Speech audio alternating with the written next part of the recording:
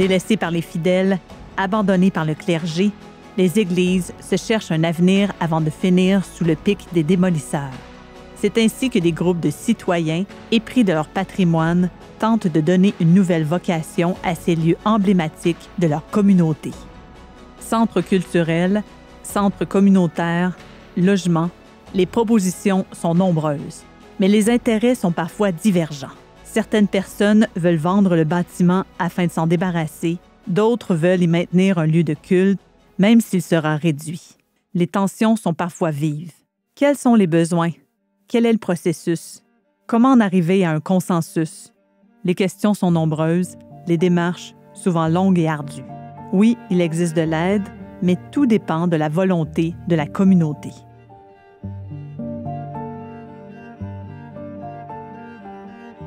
On est venu frapper à notre porte, à notre maison, pour nous a dit « Est-ce que vous seriez intéressé à venir participer à un comité de citoyens sur l'avenir de l'Église de l'Anse-au-Griffon? » Et c'est ainsi que la grande aventure a débuté.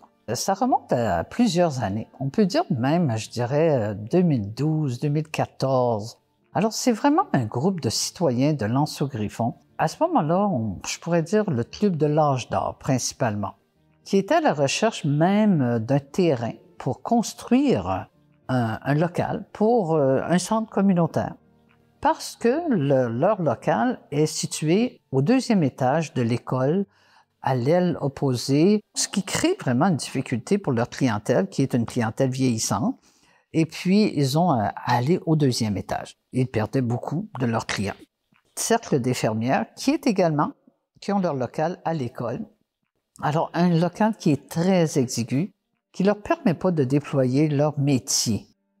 Il y avait aussi tout de même la fabrique de l'Anse-au-Griffon, qui voyait de plus en plus une diminution de fréquence aux offices religieux.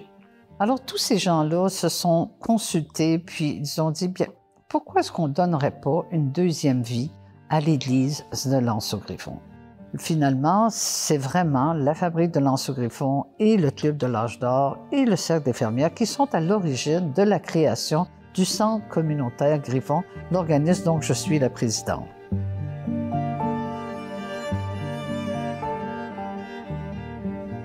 En Gaspésie ou aux îles de la Madeleine, il y a quand même 104 lieux de culte.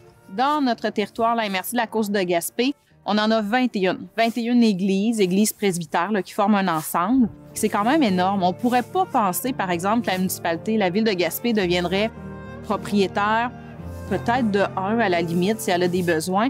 Mais pour 18 projets, logiquement, elle devrait être un facilitateur, peut-être un partenaire si ça répond à certains besoins, mais avec l'ampleur du nombre de lieux de culte qu'on a sur le territoire, c'est un grand défi, en tout cas, localement qu'on a, qui fait peut-être un peu une différence avec d'autres localités qui ont une église sur le territoire, des fois peut-être une deuxième. Mais si on pense ici à Kaposo, où on a une église catholique, on peut avoir d'autres confessions religieuses. Fait que quand dans un village, on a 2, 3, 4 églises, c'est tout un défi. Tu sais, la durée dans le temps, c'est pas un projet qui se fait en 2 ans de transformer une église, c'est 3, 5, 7 ans. Fait que c'est sûr qu'on peut au moins nommer que c'est exigeant pour les communautés de faire tout ce processus-là. On leur demande aussi beaucoup de prouver énormément de choses, beaucoup sur l'état de l'Église, sur les projets, d'avoir des super plans d'affaires, de démontrer ça va être quoi une viabilité dans 5,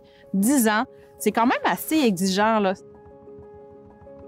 La première église de Kaposo est érigée sur le site de l'église actuelle en 1904. La paroisse Saint-Jean-Baptiste de Kaposo est fondée en 1921 et un presbytère est construit cette année-là pour loger le premier prêtre résident. L'église de 1904 est démolie pour faire place à l'église construite entre 1951 et 1952 selon les plans de l'architecte René Blanchet. L'entrepreneur est Louis Ouellon. Le bâtiment présente également un bon état d'authenticité conféré par la préservation de quelques composantes d'origine, dont son revêtement en bardeaux d'amiante, son unique clocher et ses fenêtres en bois. On verrait mal, par exemple, une institution, que ce soit la MRC ou autre, dire, bien, dans telle église, ça va être telle thématique. Dans telle autre, ça va être un autre. Imaginez si on vous impose un sujet, dire, bien, à Kaposo, vous allez cultiver des tomates dans l'église. Si ça vient pas des citoyens, il y a des bonnes chances que ça fonctionne pas, ces types de projets imposés-là. L'idéal, c'est que ça vienne vraiment des gens pour dire on a un besoin ou on a un rêve avec notre Église, voici ce qu'on veut faire. Puis à ce moment-là, nous, on peut les aider là-dedans. Puis le bout qu'on peut faire aussi, d'aider à partager de l'information. Dire, bon, mais à tel endroit, ils ont telle idée ou ils ont tel besoin. Puis à tel endroit, ça va dans une autre direction. Fait qu'à ce moment-là, les gens peuvent essayer de voir comment ils peuvent être complémentaires ou être différents. Mais l'idéal, c'est que ça vienne vraiment des gens, de leurs besoins, de leurs rêves, et non des institutions qui imposent des thématiques.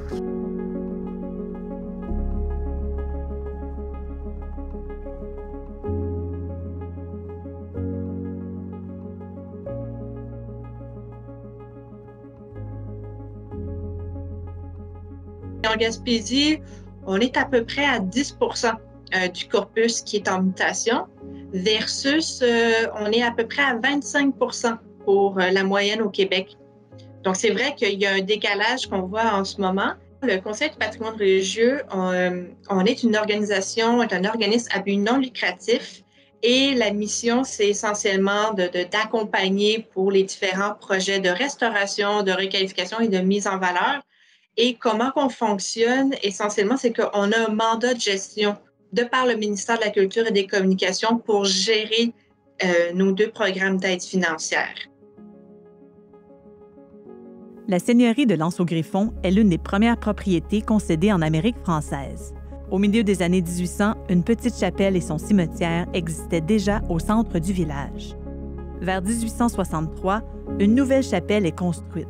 En 1904, jugeant l'église trop petite à cause de la croissance de la population, la communauté décide de la démolir et de construire un nouveau bâtiment ainsi que son presbytère au centre du village. Ces constructions sont complètement détruites en 1922 par le feu, le jour même de son achèvement. Suivra la construction d'une 3e église, qui est à son tour la proie des flammes en 1939.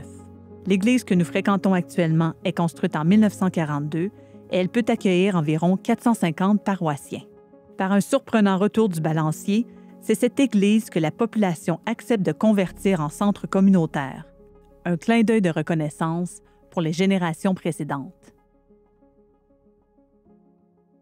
Vous savez, si on ne fait pas la démarche qui est en cours présentement, si on ne réussit pas même tout ce que l'on fait présentement, bien, vous savez, ce qui va arriver, c'est la clé sur la porte. Alors, c'est très important. Moi, c'est ma motivation.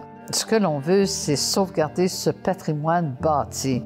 Parce que nous sommes pleinement conscients que si nous ne transformons pas ce patrimoine bâti en un centre communautaire, eh bien, c'est la clé sur la porte et c'est la démolition de ce patrimoine bâti qui va arriver un jour ou l'autre.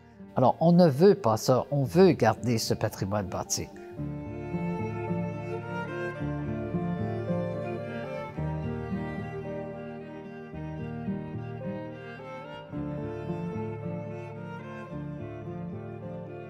Peut-être qu'il y a une chose que les gens du milieu peuvent apprendre des autres, c'est l'importance d'essayer de travailler en amont.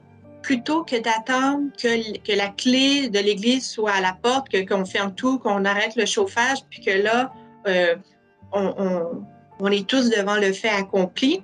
Si on peut prendre un peu de temps en amont pour commencer tout de suite à réfléchir à quel sera l'avenir de l'église, ça fait toute une différence. Parce que là, les gens, la population, la municipalité, les élus, tout ça, ne sont pas en réaction. Ils sont en réflexion, on est dans la proaction.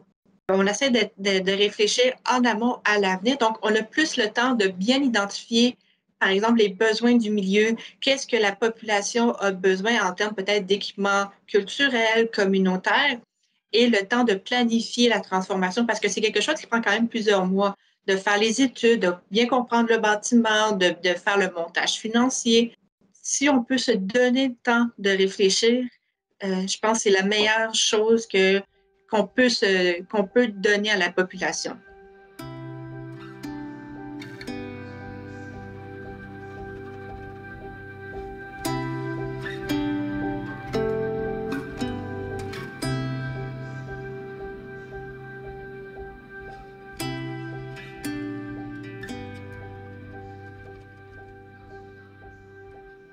Il y a eu des assemblées de paroissiens, ici même à l'Église. Les gens tenaient à ce que, justement, le diocèse, un représentant du diocèse soit présent.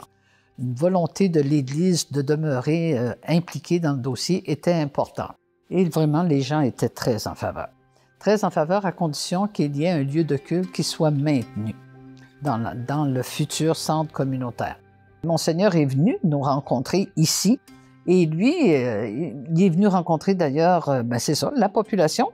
Comme il disait, c'est qu'avant longtemps, il y aura fusion des villages, de certains villages, des fabriques, plutôt que ce que je devrais dire, des villages environnants. Entre autres, il nous a expliqué que Cap-des-Rosiers, Anse-au-Griffon, Saint-Maurice et Rivière-au-Nord sont appelés à être fusionnés. Et là, quand je dis ça, sont appelés à être fusionnés, on parle des fabriques pour devenir une seule et unique paroisse. Donc, automatiquement, le fait que l'Anse-au-Griffon a un projet comme le nôtre, bien, ça leur allège la problématique qu'ils auront à vivre. Ils souhaiteraient même que les autres villages aient des projets similaires.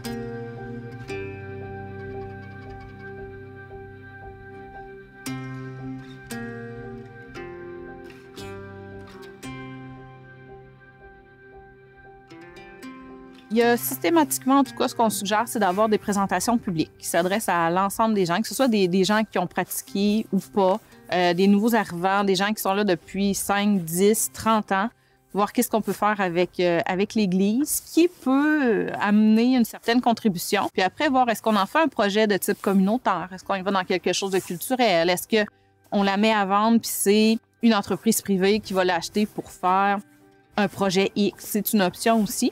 Dépendamment de l'ampleur de l'Église, si c'est une qui est de grande dimension, bien, les types de projets vont être différents que si c'est une Église de plus petite dimension. Mais des grandes salles comme ici, c'est tout un défi.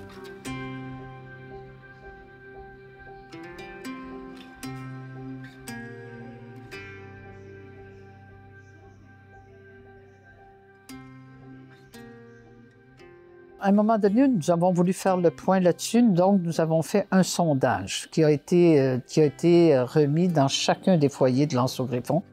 Le résultat du sondage a été plus que positif. C'était au-dessus de 93 % et le résultat confirmait, oui, allez-y, allez de l'avant, nous sommes plus que ravis qu'un comité en prenne la charge et nous souhaitons qu'un lieu de culte soit maintenu dans la place. Alors, depuis le début, il y a une démarche consultative positive qui nous accompagne dans ce processus.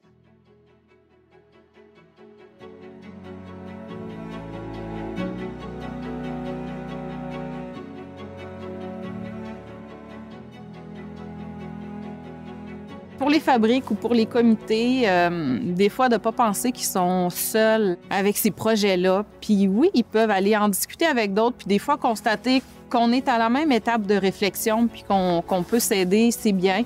Les gens, je pense, se parlent, mais peuvent avoir l'impression qu'il y a peu de ressources.